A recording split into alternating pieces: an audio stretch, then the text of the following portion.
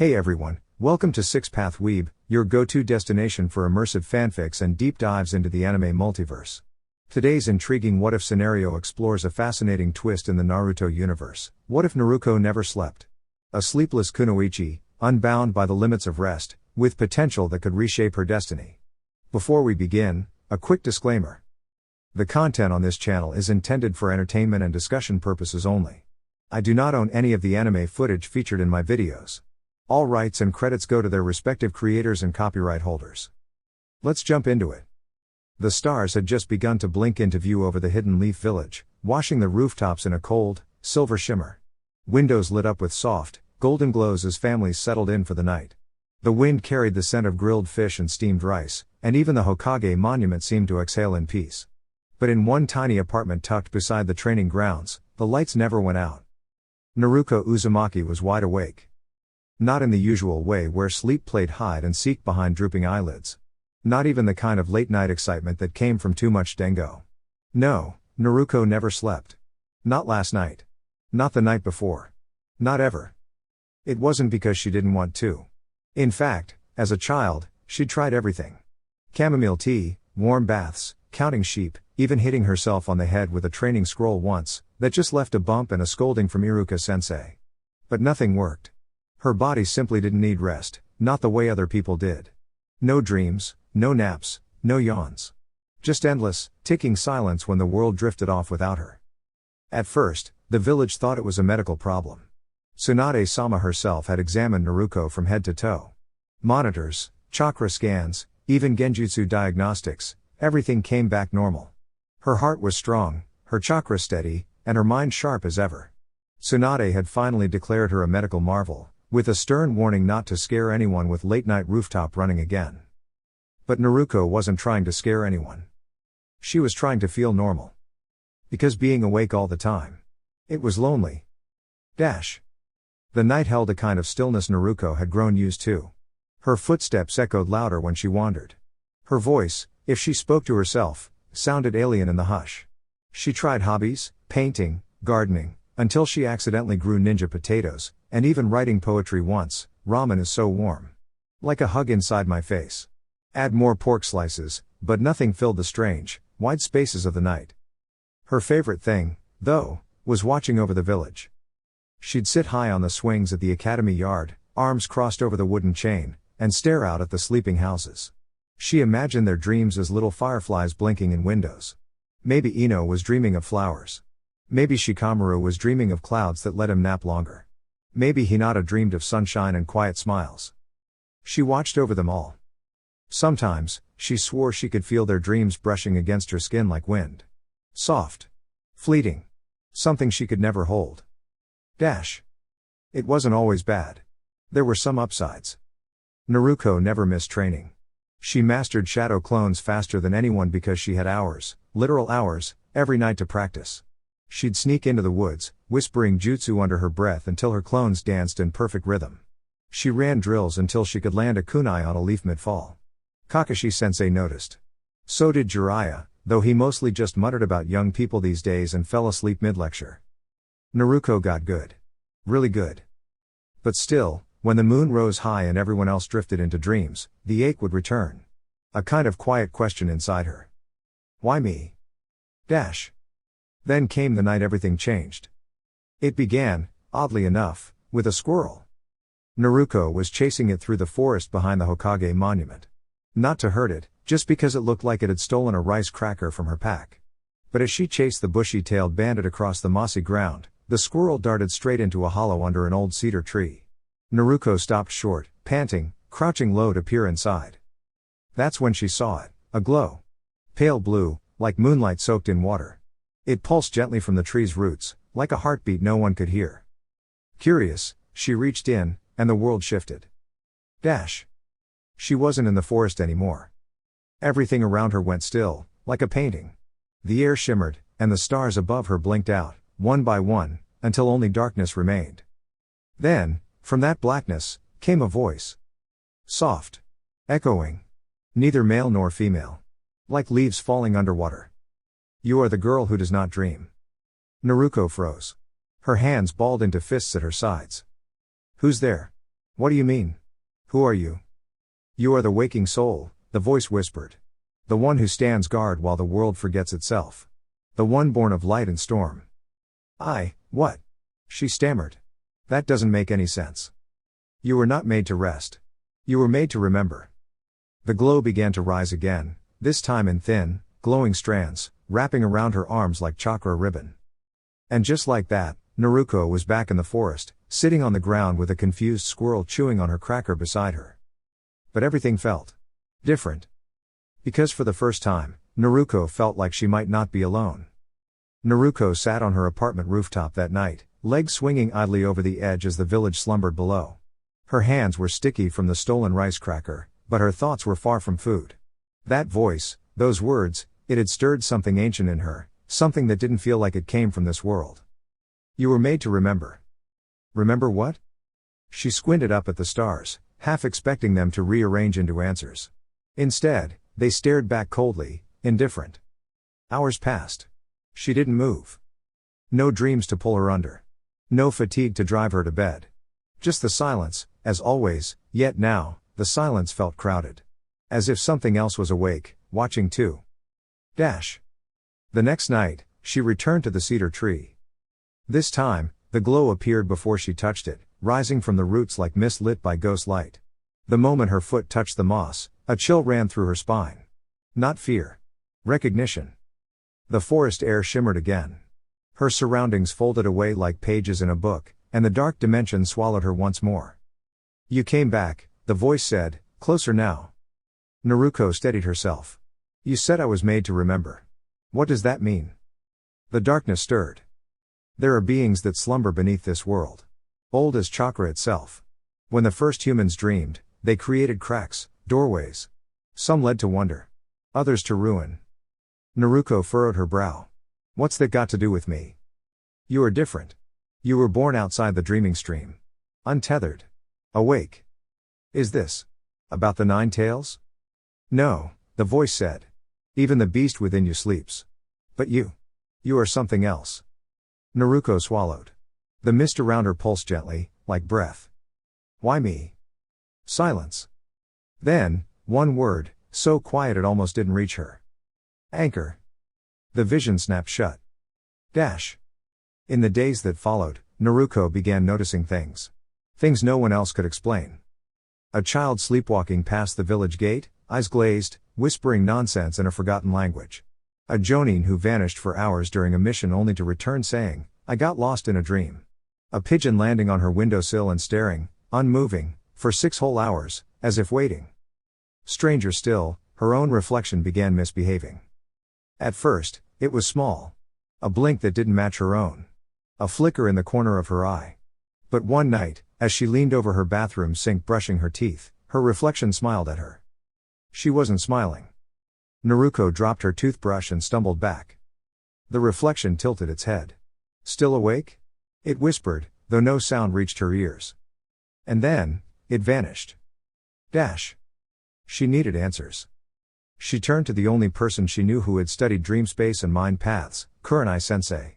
The genjutsu specialist had once spoken of realms that existed between thoughts, illusions so deep they bordered reality itself.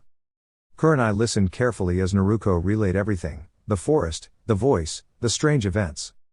When Naruko finished, the older kunoichi was pale. There's an old term, Kurenai murmured, fingers steepled. Kanso-sha. The Watcher. A being that lives entirely in the conscious world, never crossing the veil of dreams. That's me? Kurenai hesitated. No one knows if it was ever real. It's folklore, older than any clan. The Kanso-sha were said to guard against dream creatures that try to slip into the waking world. Guardians. Or bait. Naruko blinked. Bait? If something dangerous tried to escape from dream space, Kurenai said slowly, it would need an anchor. Someone fixed in reality. Someone always awake. Someone like you. The next night, Naruko didn't go to the tree. Instead, she waited in the center of the village. No movement. No sounds. Even the wind seemed hesitant to blow. And then, without warning, the dream bled through. A ripple in the stone path. A crack that shimmered like moonlight on oil. And from it, something stepped out. It wasn't human. Tall. Masked. Draped in smoke that moved like ink in water. It had no face, but its head turned to her with the weight of galaxies. Where its eyes should be, there were holes that bent the air.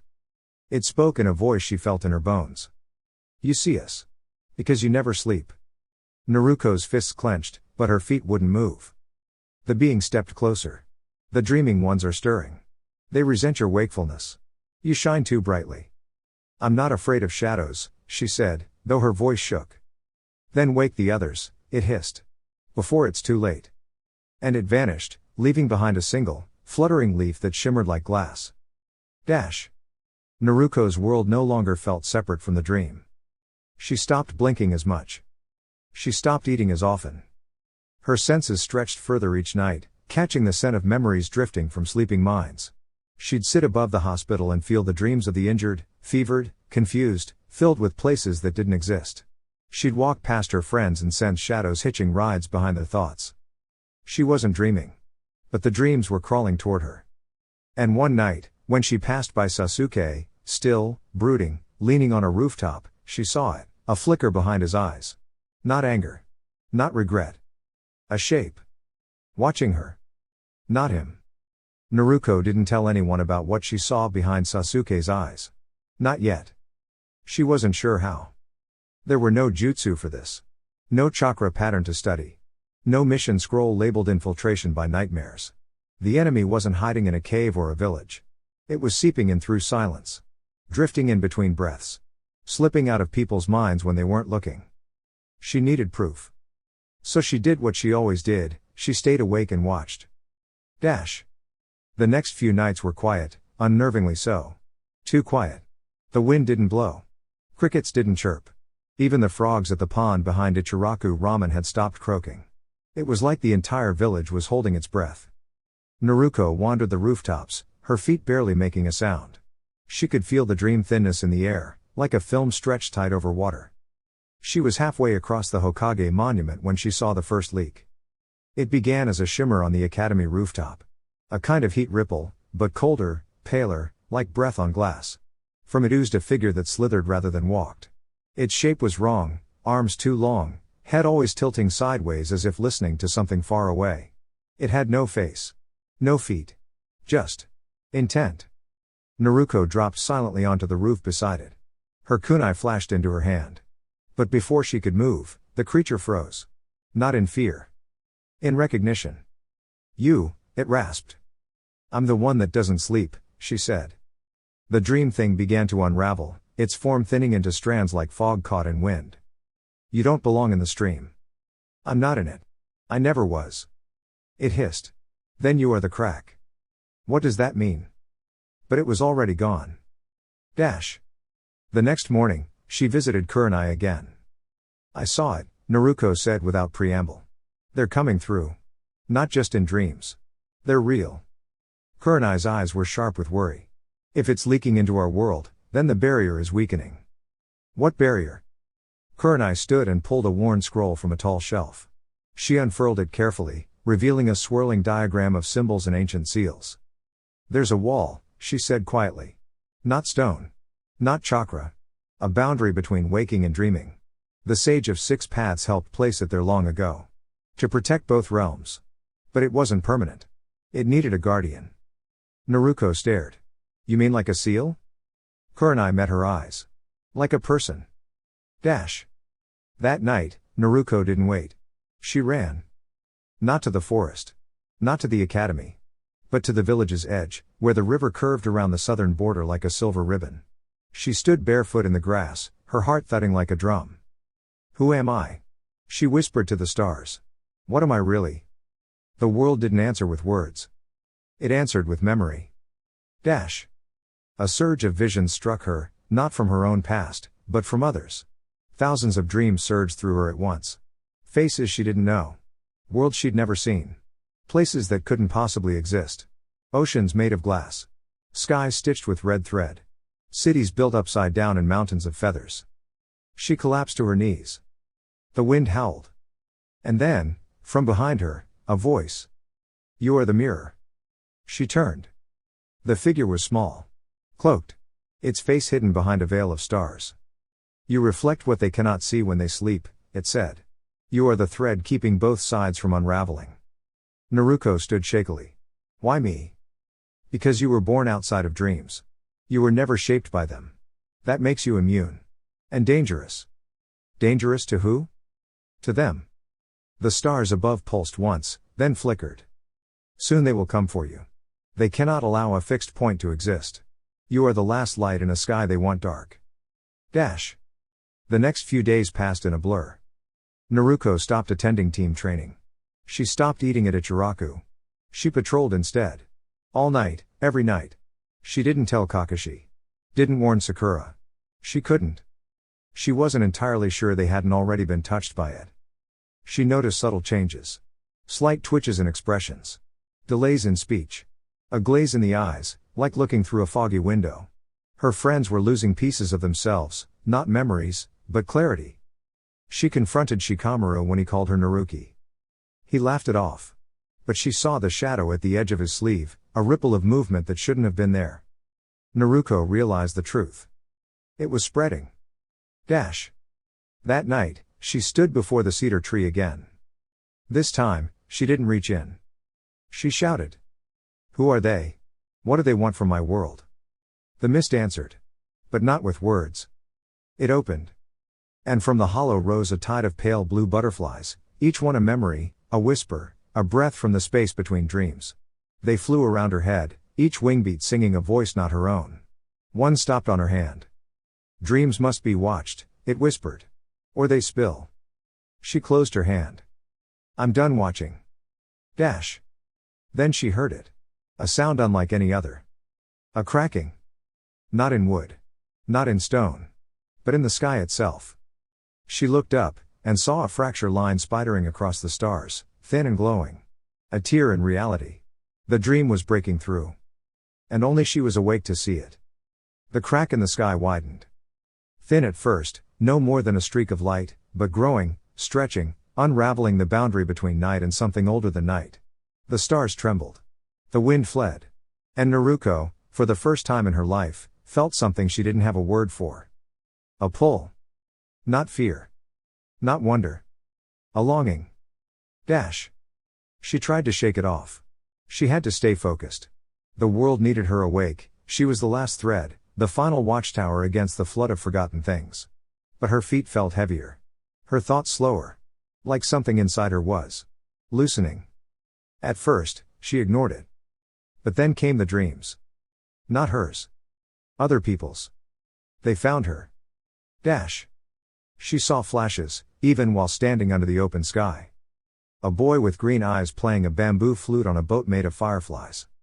A woman with wings, pacing inside a mirror that looked back too deeply. A child with no mouth, building a sandcastle that bled when touched. Dreams leaking through her mind like water through cracked glass. Not sleeping, never sleeping, but the dreams were brushing up against her like waves on a pier. She could feel them. She could taste them. And then came one that wasn't like the others. This one spoke. Why suffer? Naruko gasped and whirled, but no one was there. The voice was in her chest. Inside her breath. You've been alone. Always alert. Always distant. They rest. They drift. They heal. But you never left the edge of the storm. It wasn't wrong. She stood guard while the world turned its back. She watched her friends grow, laugh, stumble, recover. But her own nights were long. Silent. Without the soft warmth of dreams. No memory comfort. No imagined hugs. No quiet places where the world softened and said, you're safe here. What if we gave you one? The voice whispered. Just one dream. Your own. Dash. She tried to ignore it. She trained harder. Ran farther. Focused until her muscles screamed. But the voice followed. Each night, the pull grew stronger. Each star that cracked made her chest ache a little more. And then one night, she smelled it. Ramen. The scent was so real it stopped her mid-step. Pork miso. Extra scallion. The one old man Tucci made for her on her birthday when she was 8. Naruko turned. There was no stall. Only mist. But the scent drifted toward her from the crack in the sky, now wider, pulsing faintly like a heartbeat. She stepped back. Come, said the voice. It's warm here. Dash. The next day, Kurenai found her sitting atop the academy roof. She hadn't moved in hours. Are you all right? She asked softly. Naruko didn't answer. Her eyes were open, but distant. Heavy. They're calling me, she finally said. Offering. Rest. Kurenai crouched beside her. Do you want it? I don't know. Naruko's voice was raw, almost embarrassed. It's just. I've been tired. Not sleepy. But tired of holding it all. Of knowing things others never see. Of standing alone at the edge. Kurenai nodded slowly. Even torches burn down if they never pass the flame. But if I sleep, Naruko whispered, who holds the line? They sat in silence. Until Kurenai said something so soft it barely caught the wind. Maybe someone else is waking up. Dash. That night, she stood at the forest's edge. The dream crack now split across the sky like a spiderweb of light. From it came voices, scents, old feelings, childhood moments she thought were long gone. It wasn't attacking her. It was inviting her. Promising everything she'd never had. A dream of her own. A mother's hand on her cheek. A father's laugh. A swing that never creaked, never stopped. The warmth of being part of the world, not apart from it. Naruko reached out. The air shimmered. You only need to close your eyes. She raised her hand toward the light. And then. She clenched her fist. Dash. No, she said quietly. The air shook. The mist recoiled. I've waited my whole life for sleep, she whispered, but not if it means leaving the world unguarded. The voice sighed. Not in anger. In grief. Then you are truly alone. Naruko smiled, not bitterly. I've been alone before. But now I know why. She planted her feet. The ground beneath her flared with glowing lines, not cracks, but threads. Real threads. Like a web of chakra binding the dream realm to the waking world. And she stood at the very center. I'm not just the watcher, she said. I'm the seal. Dash. And in that moment, something changed. The dream crack paused. The sky shivered, and held. Like something had snapped back into place.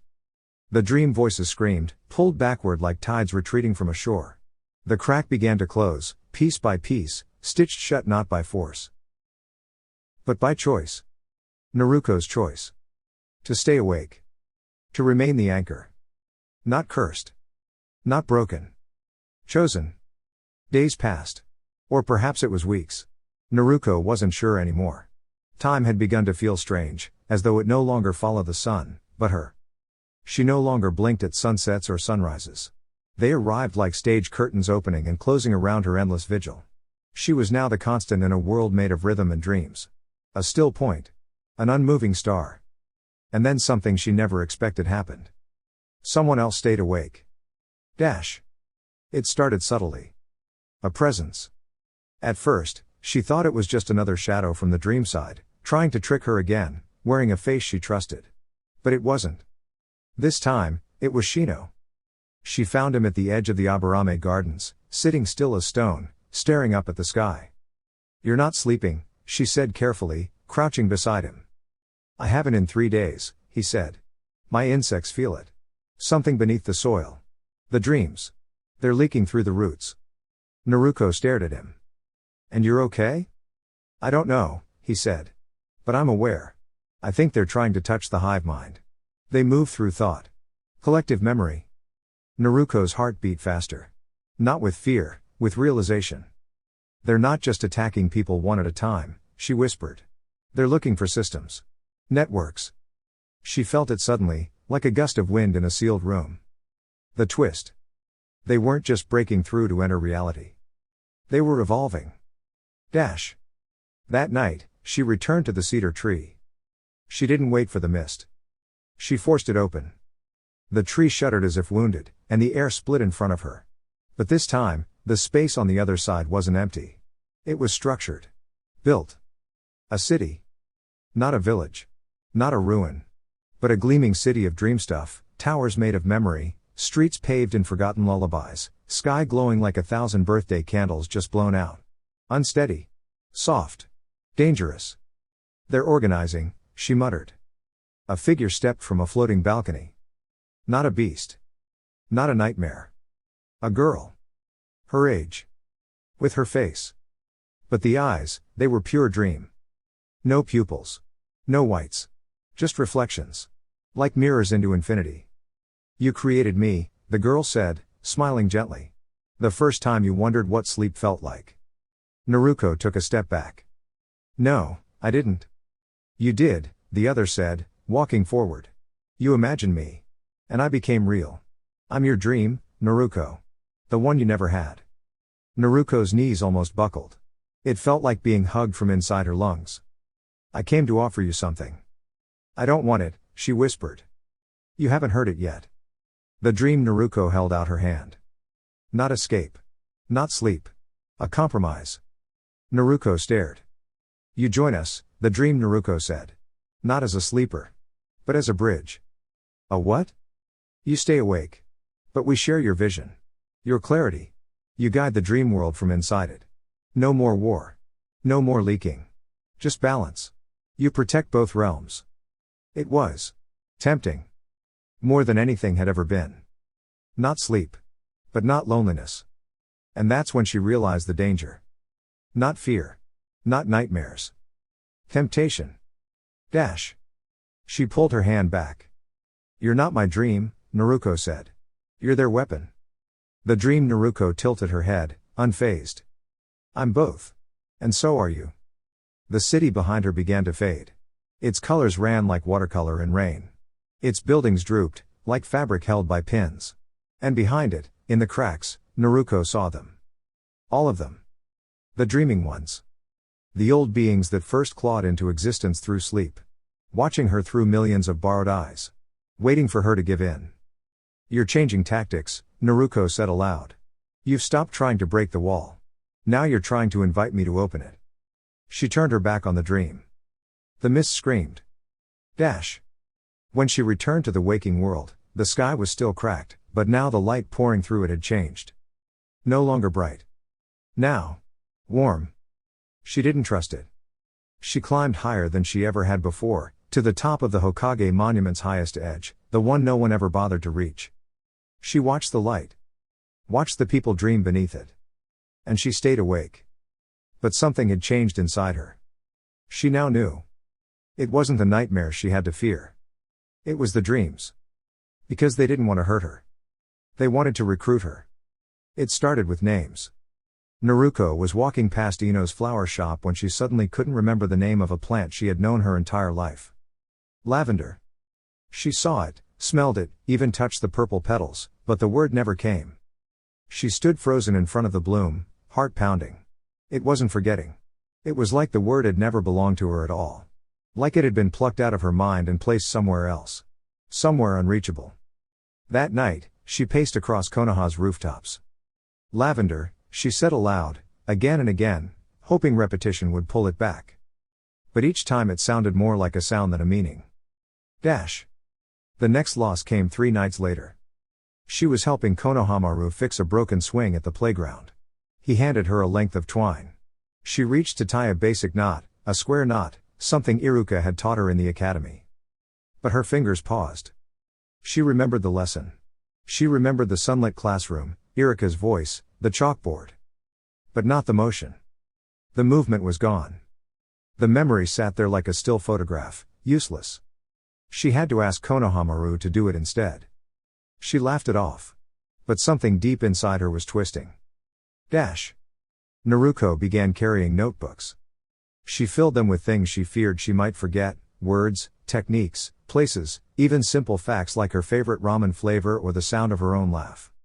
She wrote it all down, as if preparing for someone else to take over her life after she vanished. But the real fear wasn't forgetting. It was leaking. Because the world hadn't lost those things. Other people had gained them. Dash. She heard it first from Lee. I had the strangest dream, he said during a mission briefing. There was a girl who glowed like the moon, and she couldn't sleep. She gave me a flower I didn't know the name of, but when I woke up, I remembered, lavender. Naruko stared at him. Then Shikamaru mentioned a dream where someone helped him tie a knot in a rope swing. And Sakura? Sakura said she had a dream where she was eating pork miso ramen with extra scallions and laughing, the same laugh Naruko had always thought was too loud, too wild. They were dreaming about her. But not in the usual way. They were dreaming pieces of her that she didn't even realize had slipped away. Dash. She ran to Kurenai. I'm not just watching dreams anymore, she said. They're taking from me. Kurenai's eyes widened. You've been the wall for so long, Naruko. Maybe you're becoming more than the guardian. Maybe you're becoming the bridge. I don't want to be a bridge, Naruko snapped. I want to stay whole. Kurenai said nothing. She didn't have an answer for that. And deep down, Naruko wondered if there even was one. Dash. That night, she stared into the mirror in her small apartment above the library. She frowned. She knew the face. Blonde hair. Blue eyes. Whisker-like marks. But something was off. A slight lag between her movement and its reflection. As if the girl in the mirror was a beat too slow. Then it smiled on its own. Her reflection. And whispered, I remember what you forgot. Dash. She shattered the mirror with a kunai. But the voice echoed in her mind long after. Dash. Over the following days, people around her began to change, but not in obvious ways. Sakura's laughter?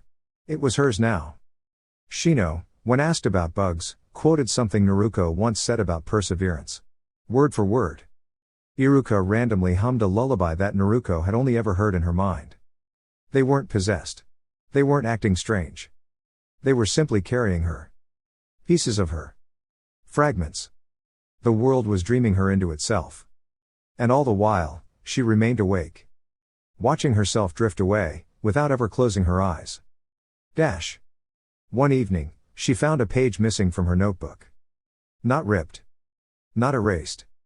Just blank. A whole day's worth of memory gone. She panicked. Then remembered something worse. The dream city. The mirrored version of herself. The offer.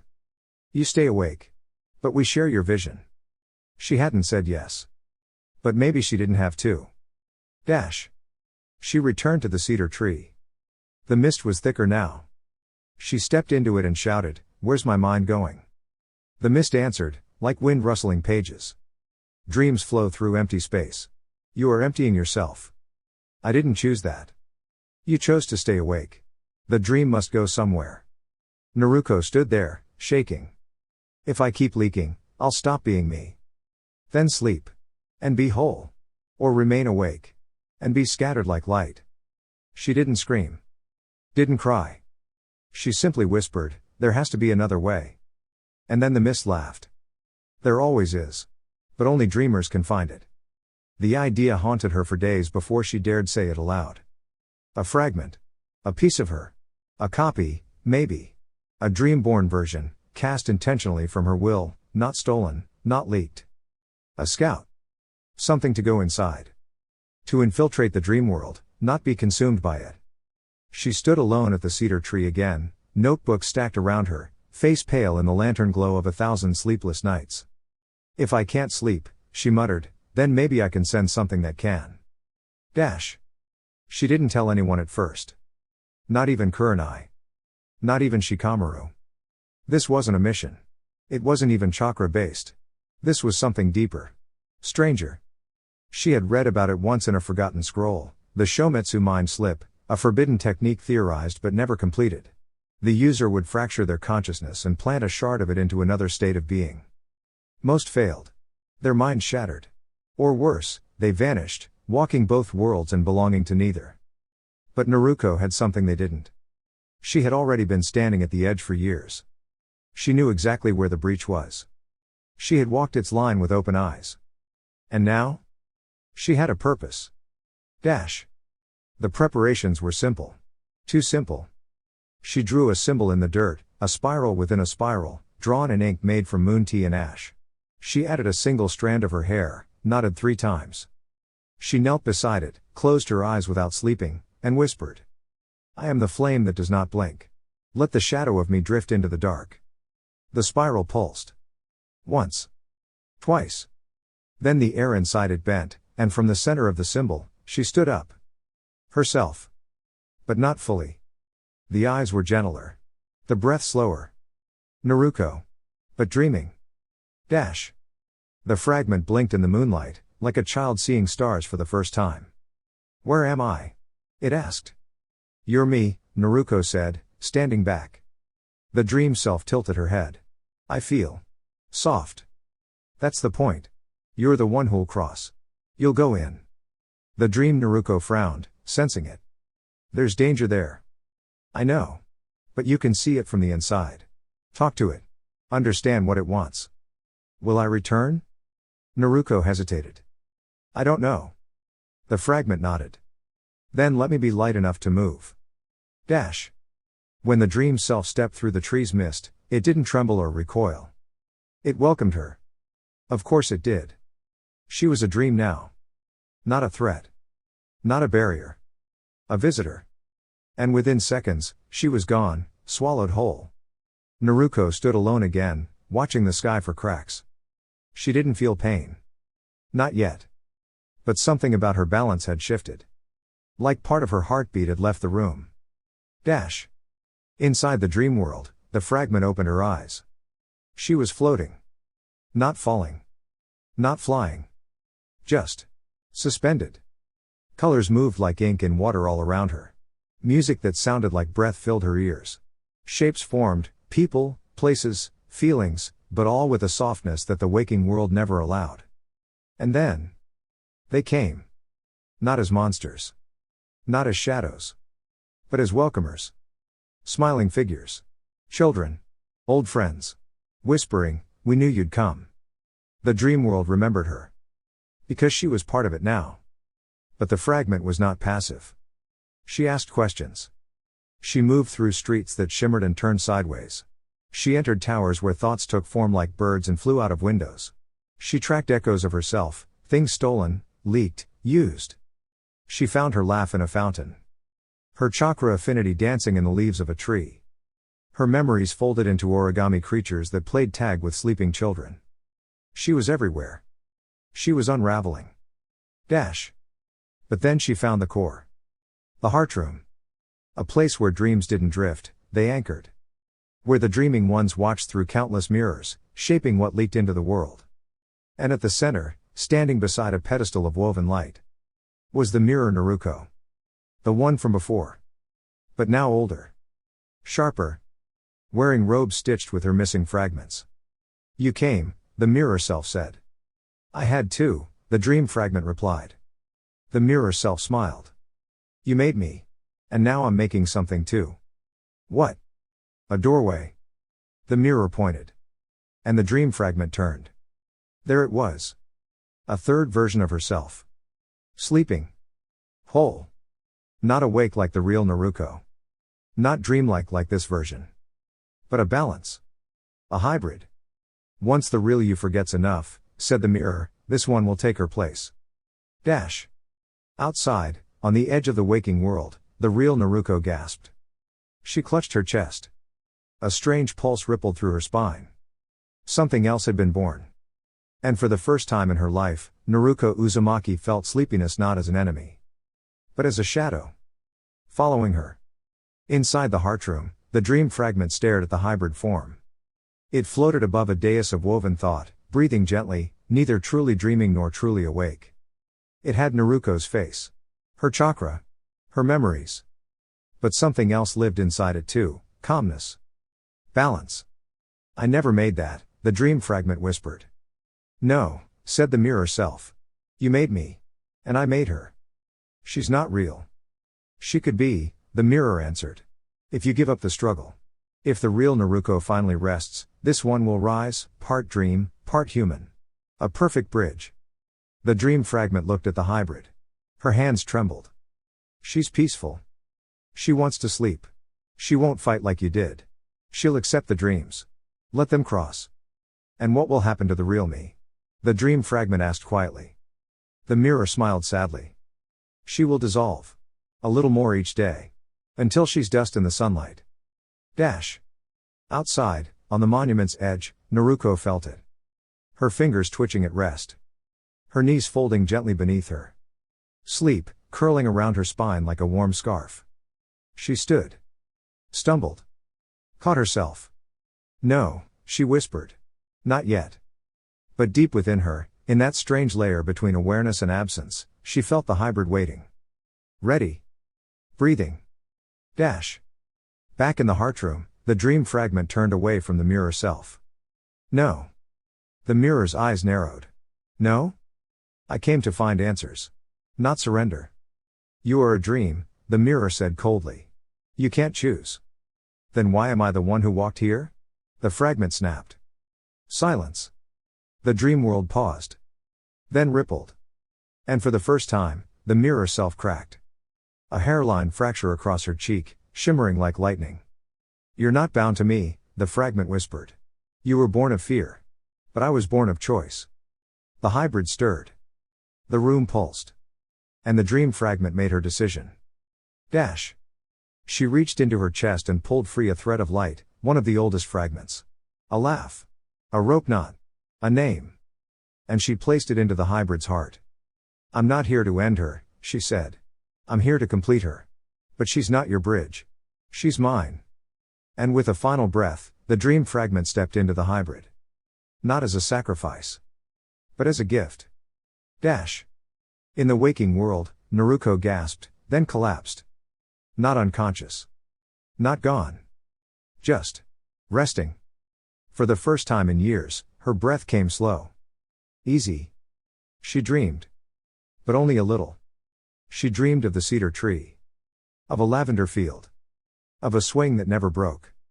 And then she woke up, not tired. Not afraid. Balanced. Dash. Something had shifted.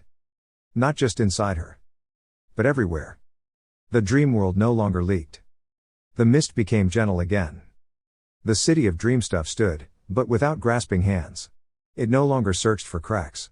It no longer wore her face. Instead, it waited. And Naruko? She walked among it now, not as a guardian or a prisoner. But as herself. Awake when she chose. Dreaming when she needed. The girl who never slept. Now rested when it mattered. Because she had become something new. Not a barrier. Not a bridge. But a balance. Dash. Somewhere between sleep and waking. Naruko stood. Whole. At peace. Watching both worlds. Eyes wide open. And this time. No part of her was missing. Dear YouTube community. That's all for now. If you enjoyed the content, don't forget to like, share, and subscribe to support the channel. Thank you for watching. Best regards. 6 Path Weeb.